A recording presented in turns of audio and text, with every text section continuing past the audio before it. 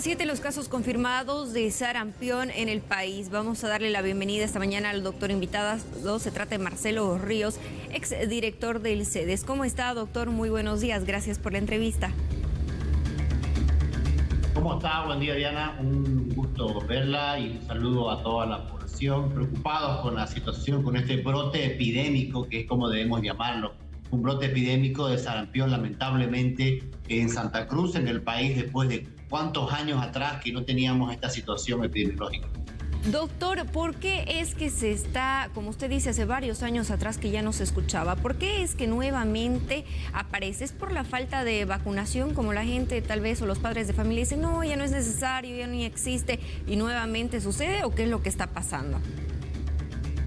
Sí, los virus que tenemos permanentemente en el país circulan. No porque no escuchemos las enfermedades no significa que no están circulando los virus.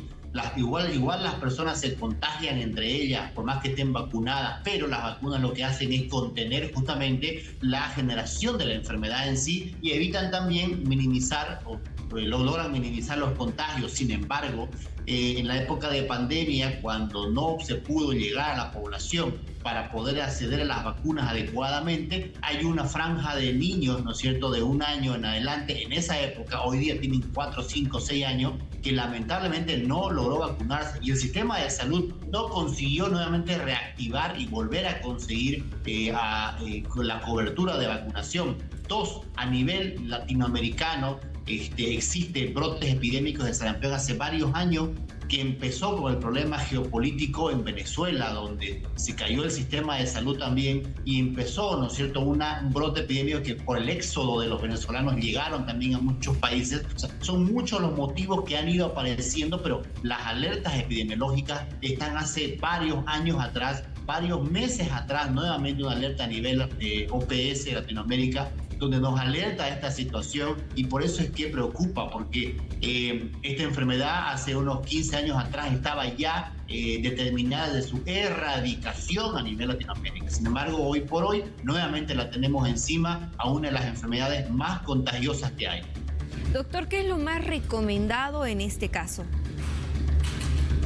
Cuando usted ya tiene una persona que está con los síntomas, que lamentablemente comienza como un resfrío, pero empieza a aparecer el exantema en la cara, es decir, esa aparición de manchitas o puntitos rojos que empieza a aparecer en la cara, en el cuello lentamente y empieza a bajar al tronco, a los brazos.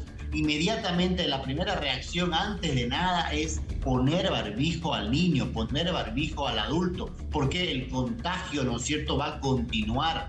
El contagio es respiratorio, es de persona a persona, es a través de las gotitas de saliva cuando ese niño, esa persona tose, estornuda, habla. Entonces ahí es donde tiene que comenzar la primera actividad. La prevención es cortar el contagio y el contagio es a través de las gotas de saliva. Entonces lo primero es aislar al paciente, empezar las medidas primarias que hay para el resguardo de lo que tiene de salud el niño o la persona. Una buena hidratación, darle líquido lo más posible, que coma normal en la medida de las posibilidades, obviamente controlar la fiebre y luego si continúa el cuadro y la fiebre no calma, entonces y la parte respiratoria puede complicarse, hacer la consulta médica inmediatamente. Pero no nos olvidemos que mientras el niño comienza ya con los síntomas, ya tiene 2, 3 días atrás que empezó a contagiar. No necesita tener síntomas para que contagie. Por eso es que es una de las enfermedades más contagiosas y además este periodo de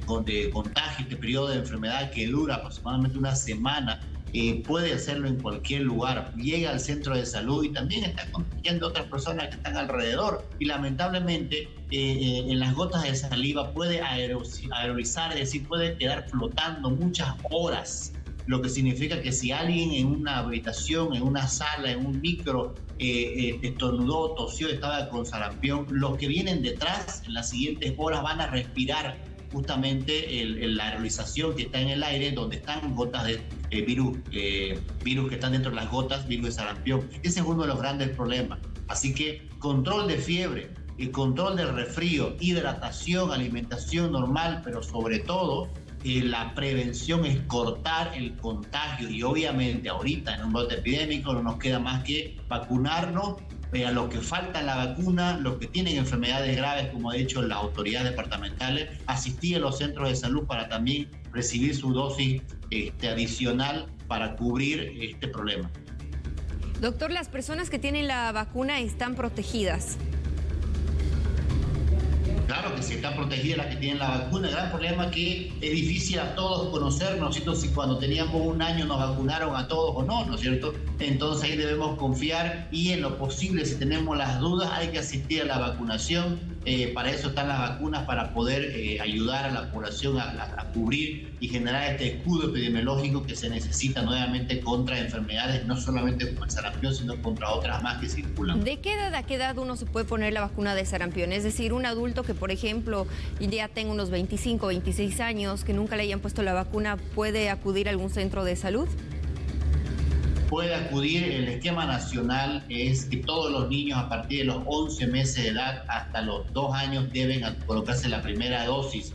Ahora, por efectos de los brotes, se ha indicado una segunda dosis al mes y las personas adultas ya durante toda la adultez pueden colocarse justamente para poder evitar. Las personas que tienen contacto económicamente productivas, que están con alta rotación entre persona y persona, son las que tienen que tener este cuidado. Sumado al tema de las vacunas, como decíamos hace rato, la prevención, el distanciamiento, el uso del barbijo, no nos queda otra. Y evitar justamente que los lugares donde existe mucha aglomeración, evitarlo. Y si no podemos evitarlo, entonces cuidémonos, por lo menos en este momento de brote donde hay circulación claramente, y como ustedes han visto, no está respetando edades, no está respetando ciudades. El tema es el comportamiento. Si no, usted cómo explica que está en Velasco, está en Morongo, está en la ciudad, está en Cochabamba. Entonces es el comportamiento humano de persona a persona el que está generando este brote nuevamente. Doctor, una persona que ya tiene la vacuna, ¿le llega a dar sarampión de manera leve, suave, lo pasa sin problema o directamente no le va a pasar absolutamente nada? Cero síntomas, ni lo siente, ni se enteró. ¿Cómo es que funciona esta enfermedad? Le digo porque, como usted bien lo mencionaba también al inicio, es una enfermedad que, bueno, si bien ha sido muy bien estudiada y demás, hace años que no la veíamos. Sí, el gran problema es, como lo dije al inicio, la vacuna protege a que las complicaciones se agraven cuando ya estás enfermo. Puede minimizar también el riesgo del contagio, pero lamentablemente uno puede recibir, ¿no es cierto?, las vacunas, las gotas de contagiarse de otra persona, infectarse y ser portadora. Ese es el gran problema. Yo, adulto vacunado, puedo estar en un lugar en el cual me he contagiado y voy y contagio a mi casa, a mi familia, a mis hijos. Entonces, debo ser cuidadoso en ese aspecto.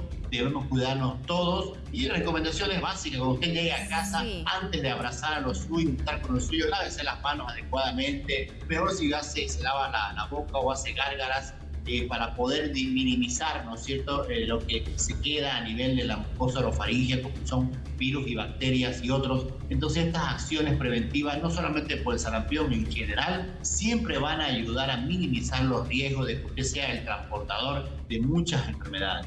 Perfecto, nos queda claro. Entonces, también podemos ser portadores. Esa es una información muy importante porque en este momento nos tenemos que cuidar. Doctor, ¿cómo es posible que llegue a pasar de 2 casos a 7 tan rápido y personas que no tengan la vacuna? ¿Qué ha pasado estos últimos años en nuestro país que se ha descuidado la vacunación en el tema del sarampión? Como dije hace rato, una vez termina las épocas de pandemia, donde se termina el encuartelamiento, digámoslo así, o las restricciones de circulación, lo cual lamentablemente era un bien mayor, ¿no es cierto?, la vida de tanta población, que era resguardar para evitar que el comportamiento humano sea el que nos termine eliminando por el virus del COVID. También generó algunas complicaciones o secuelas, muchas veces no pensadas o muchas veces no calculadas, o pensando de que la continuidad del plan de los planes de contingencia iban a resultar. Pero lamentablemente no todos los planes, ¿no es cierto?, son continuados, no siempre los equipos se encargan de hacer que esto continúe, y así sucedió. Las autoridades en salud, posterior a la pandemia, tenían que haberse encargado de que retomen la cobertura de vacunación a nivel país. El país entero no pudo hacerlo, así como muchos otros países en los cuales no se pudo recuperar la cobertura. ¿Qué significa esto? Significa que todos aquellos niños de 1 año que en el 2020, cuando comienzan las restricciones por el COVID y tenían 1 año en el 2020, no accedieron, no tuvieron el acceso a la vacuna, a la SRP, sarampión, rubeola y paperas. Estas 3 enfermedades son cubiertas por una sola vacuna, incluyendo el sarampión.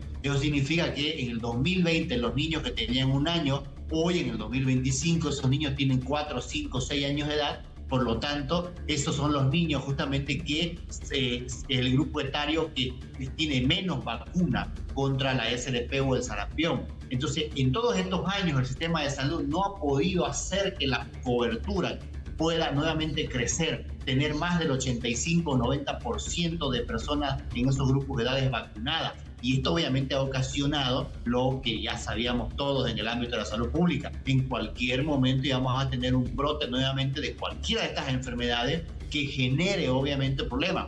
Lo más lógico es que era el sarampión, porque es una de las enfermedades respiratorias virales más contagiosas que hay, por la capacidad de aerolización que tiene, es decir, que puede permanecer más tiempo en el aire. Por lo tanto, es más fácil y contagia mucho. Un solo niño puede contagiar a 15 a 20 niños en una sola sala, con unos cuantos estornudos o unas cuantas accesos de tos. Es suficiente para poder un solo niño encargarse de contagiar a todo un curso, por ejemplo, en una aula educativa.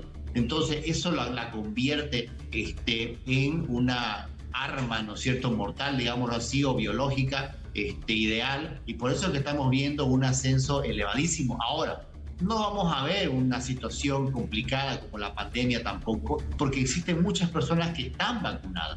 Entonces, el problema está en que vamos a ver aumento de casos, pero con ese grupo reducido específico, que yo calculo deben ser por lo menos en Santa Cruz deben haber, ¿no es cierto?, más de 200.000 personas y niños no vacunados, que son las que están en alto riesgo y susceptibilidad, y a nivel país tenemos que pensar, ¿no es cierto?, por lo menos en el 1 millón de habitantes.